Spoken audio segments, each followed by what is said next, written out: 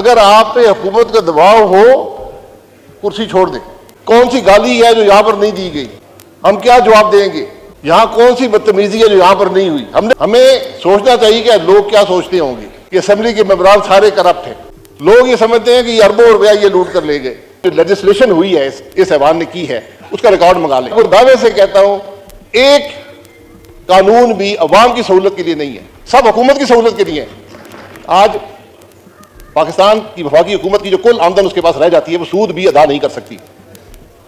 ये असेंबली भी 24% पर कर्जा लेकर चलती है, दिफा भी 24% कर्जे पर चलता है, डेवलपमेंट भी 24% कर्जे पर होती है, हुकूमत भी 24% कर्जा लेकर चलती है। ये कितनी देर चले? अस्सलाम वालेकुम नाज़रीन इकराम, आपको मुकम्मल वीडियो दिखाते हैं। आज शाहिद खकान अब्बासी ने दिल की भड़ास निकाल दी, असेंबली के फ्लोर से हुकूमत के छक्के छुड़ा दिए और उनके दांत कट्टे करके रख दिए। यकीन मानिएगा, शाहिद खकान अब्बासी ने तमाम तर चीज़ों से पर्दे उठा लिए। शाहिद खकान अब्बासी का कहना था कि बदकिस्मती से ये कौम हमें चोर समझती है, अब कौम को हम क्या जवाब देंगे? बदतमीज़ी और गालियों की तमाम हदें पार हो चुकी हैं। आप ये वीडियो देखिए, फिर इस पर डिटेल में बात करते हैं। यहां कौन सी बदतमीजी है जो यहां पर नहीं हुई? हमने भी की, इसमें कोई शुबा नहीं है।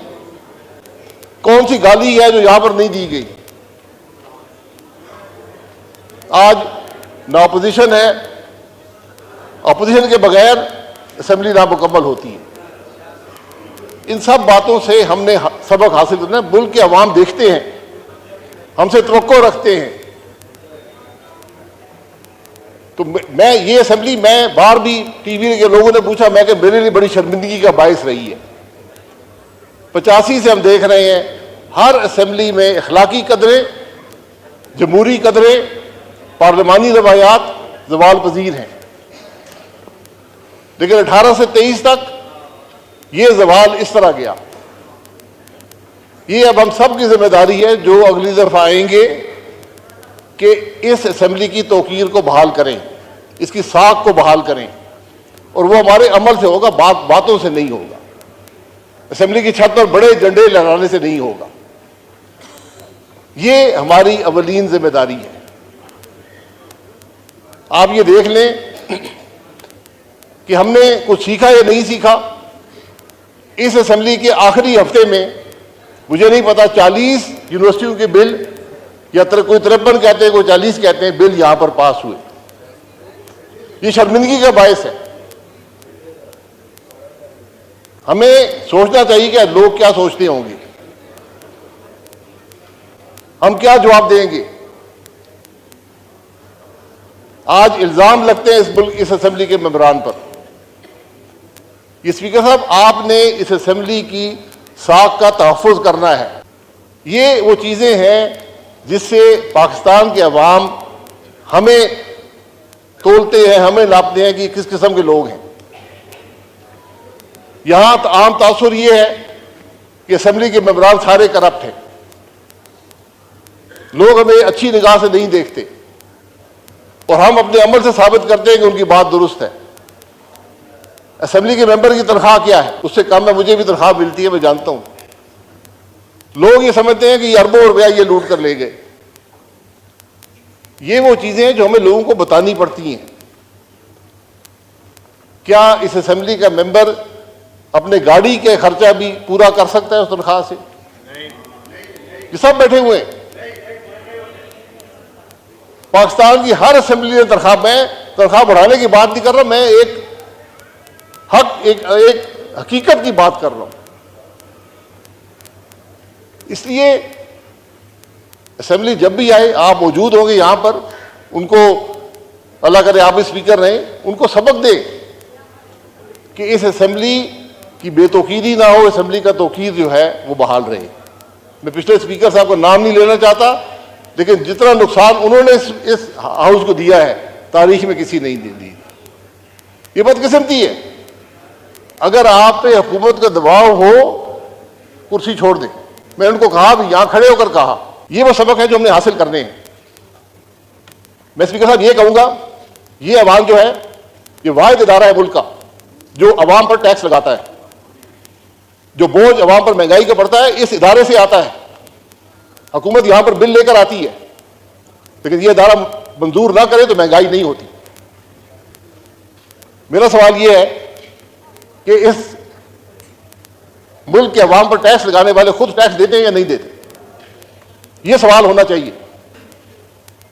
अगर मैं यहां से निकलूं, करोड़ों की गाड़ी में बैठूं, लाखों के बिजली के बिल हो, लाखों के गैस के बिल हो, 10-10 मुसल्ला मेरे साथ मुलाजिम हो और मैं टैक्स अदा ना करूं, तो उनके खर्चे का पैसा कहां से आता है? कि मेंबरान टैक्स अदा नहीं करेंगे तो फिर हम दूसरों पर टैक्स कैसे लगाएंगे?